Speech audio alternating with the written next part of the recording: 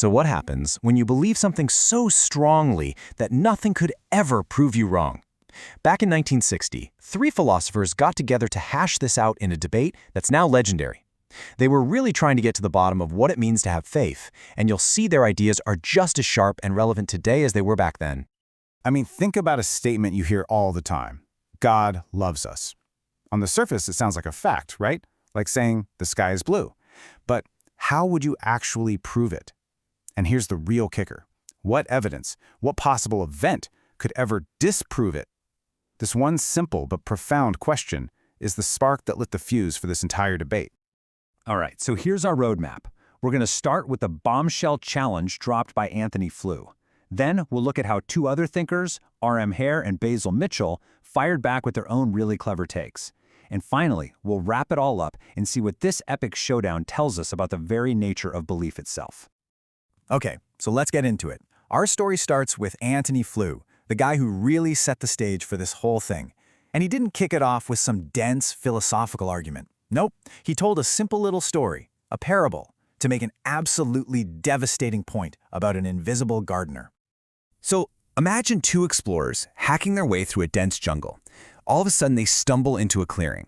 And in this clearing, there's this weird mix of beautiful, cultivated flowers growing right alongside a bunch of messy weeds. It's a real blend of order and chaos. One explorer, we'll call him the believer, sees the flowers and immediately says, "Wow, some gardener must be tending this plot." But the other explorer, the skeptic, looks at the weeds in the mess and says, I don't know. I don't see any evidence of a gardener at all." So the skeptic, being a good scientist, says, okay, let's test this. First, they just sit and watch for days. No one ever shows up. So they up the ante. They put up an electrified, barbed wire fence around the clearing. Still nothing. No screams, no zaps from the wire. Finally, they bring in bloodhounds, but the dogs never even catch a scent. Now, here's where it gets really interesting. The believer, facing all this evidence to the contrary, doesn't give up. He just keeps changing the definition of the gardener. Oh, he says, that's because the gardener is invisible. And after the fence fails, well, he must be intangible and make no sound and be immune to electric shocks and have no scent. The gardener becomes completely and utterly undetectable. And this story is the perfect setup for Flew's big idea, the falsification principle. It sounds complicated, but it's actually pretty simple. For a statement to have any real meaning, there has to be some way you could, in theory, prove it wrong. If nothing could ever prove you wrong, are you even saying anything real about the world? You can just imagine the skeptic throwing his hands up in the air, asking, okay, but how is your invisible, intangible, silent, setless gardener any different from no gardener at all? And for Flew, this is the point. The original belief has been qualified so many times, it's basically meaningless. It has, as he puts it, died the death of 1,000 qualifications. And boom, Flew pivots from this little story and points his question directly at religious believers. He asks, so tell me, what would have to happen? What conceivable thing could occur in the world that would make you finally admit, okay, maybe I was wrong about God's love or even God's existence? It's a killer question. So, how do you even begin to answer a challenge that sharp? Well, the first philosopher to step up was R.M. Hare, and his response was a total curveball. He basically says, Flew, you're not wrong about the logic, but you're looking at belief in completely the wrong way. So Hare tells his own parable. This time, it's about a university student, a lunatic, Hare calls him, who is utterly 100% convinced that all of his professors, or dons, are secretly plotting to kill him. His friends, of course, think he's nuts, so they try to help him. They introduce him to the most gentle, kind-hearted professor on campus. They have a lovely chat. But afterwards, the student just turns to his friends and says, see, that's just his diabolical cunning. He's trying to lull me into a false sense of security. For him, even the friendliest evidence is just proof of the conspiracy. Hare says, look, this belief is clearly unfalsifiable. Nothing can disprove it. But it's not a factual claim, it's what he calls a blick. A blick isn't an assertion, it's the very lens through which you see the world. It's a foundational worldview that shapes how you interpret everything. And Hare says we all have them. You have a blick that the metal in your car is strong. It's an unfalsifiable assumption you live by.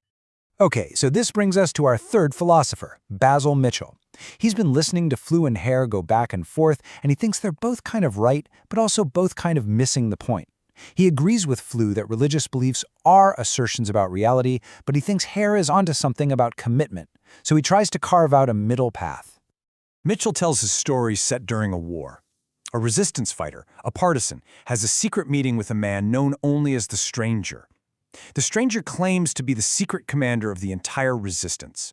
And in this meeting, the partisan is so impressed that he makes a deep personal commitment to trust this man no matter what. But then, things get complicated. The Stranger's actions are completely ambiguous. Sometimes, the partisan sees him helping the resistance, performing heroic acts. But other times, he's seen wearing the enemy's uniform, or even handing over fellow resistance fighters to the secret police. The evidence is a total mess.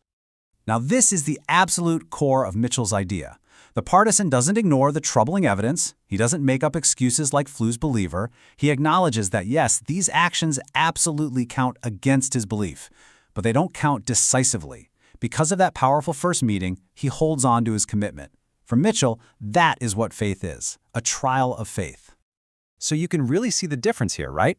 Hare's lunatic has a blick. It's a sealed-off worldview where no counter-evidence can ever get in. But Mitchell's partisan is different. He's made a rational commitment. He feels the full force of the negative evidence, but it's not enough to shatter the trust he established in that initial encounter. His faith isn't blind. It's constantly being tested. All right, let's pull all these threads together. We've got 3 brilliant thinkers, 3 unforgettable stories, and 3 totally different answers to the same fundamental question: what exactly is a religious belief? Let's just break it down one last time. For Antony Flew, with his falsification principle, a religious statement is an assertion, but it's a failed one because nothing can prove it false.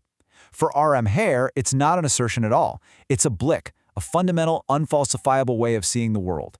And finally, for Basil Mitchell, it is an assertion, but it's one held as a deep commitment, a form of trust that's always being put to the test. In the end, this isn't just some abstract philosophical debate. It really forces us to look at our own lives. Think about your own deepest convictions. Are they assertions, like Flew says, that could be proven wrong by evidence? Are they blicks, like Hare's, the very glasses through which you see reality? Or are they more like Mitchell's partisan, a commitment you hold on to, even when the evidence gets messy and complicated? It's a powerful question to ask yourself.